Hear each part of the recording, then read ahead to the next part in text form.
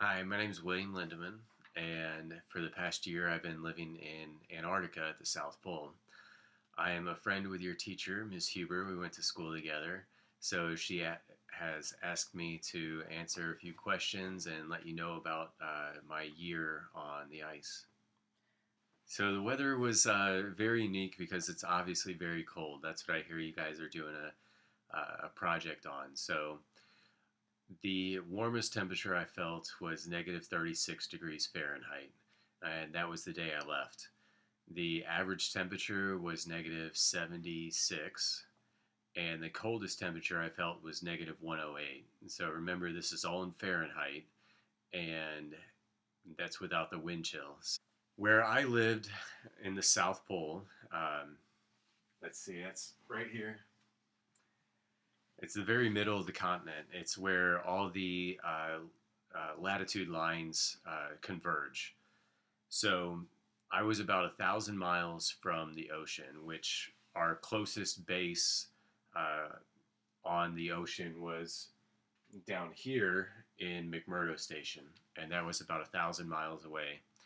So there's an entire mountain ridge here, and then just lots of just white, empty ice. So there was no real ecosystem in the South Pole. However, at all the bases that are along the ocean, they do have quite a bit of wildlife, and I would imagine up on the peninsula over here, there's actually vegetation and whatnot. So there are four different types of penguins that are found there, a couple different seals and walruses. Polar bears do not live at the South Pole. There's quite a few birds that are known in the area, but like I said, I didn't see any of them because I was in the middle of the largest desert in the world. So, just to explain, the largest desert in the world, a desert is a place that doesn't receive any precipitation, rainfall, snow, anything like that. So you see a continent full of ice and it's super cold there. There actually is not any snow, there's no rain. So while I was there, there's just wind blowing the ice around. So it's the largest desert, and I was in the exact middle of it. Living there, I was on a station with about 46 other people. We had 12 people there that were scientists. Then the rest of the people there, including myself, are all there as a support staff. So I worked in the power plant. My main job, though, was to work at the water plant, and that's what I've done for a couple of years now, and that's what I do now. I make sure that the water that we have for the station is clean and safe to drink. And I was the only person in this position for nearly 800 miles. Um, Essentially, they are compacting an entire city into this station. So you have me as the water plant. Every city is going to have people that work in water and treat water. We have people that are going to work in the power plants, making sure that we have power throughout town. We have firefighters. We have people that are working in um, internet technologies to make sure phones and internet computers work. Let's see, we have cooks. We didn't have our individual kitchens. We had one major kitchen, and three hot meals were served a day. So we had people that were cooking and cleaning.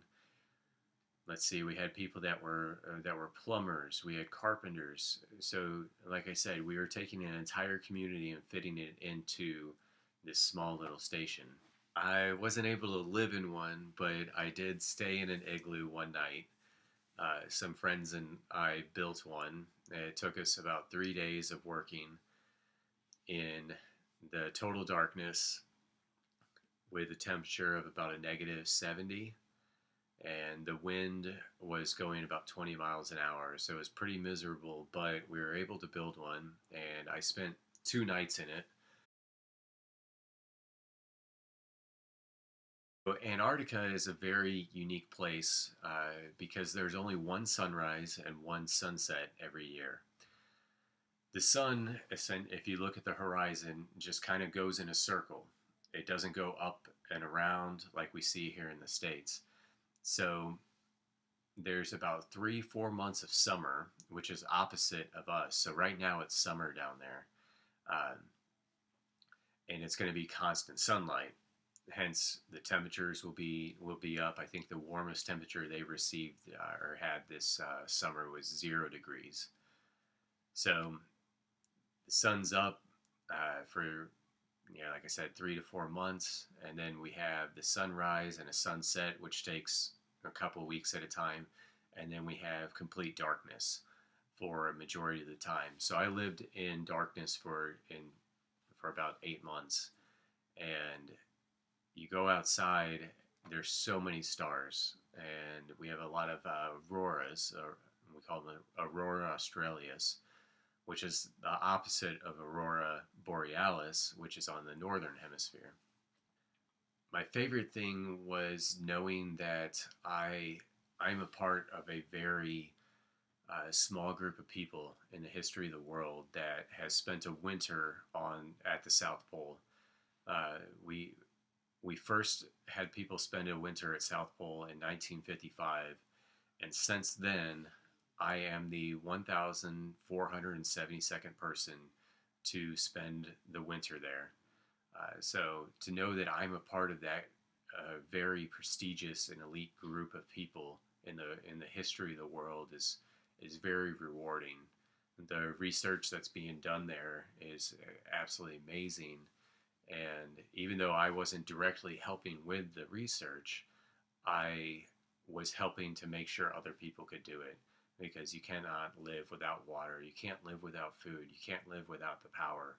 So I was a key aspect in helping all these other people to live at the pole. So being a part of that group has been the most rewarding and my favorite part about being at the pole. All right, well, I guess that's it. I hope you guys have learned some things, and if you have any more questions, feel free to email me, and I'll let you guys go from here. All right, take care. Bye.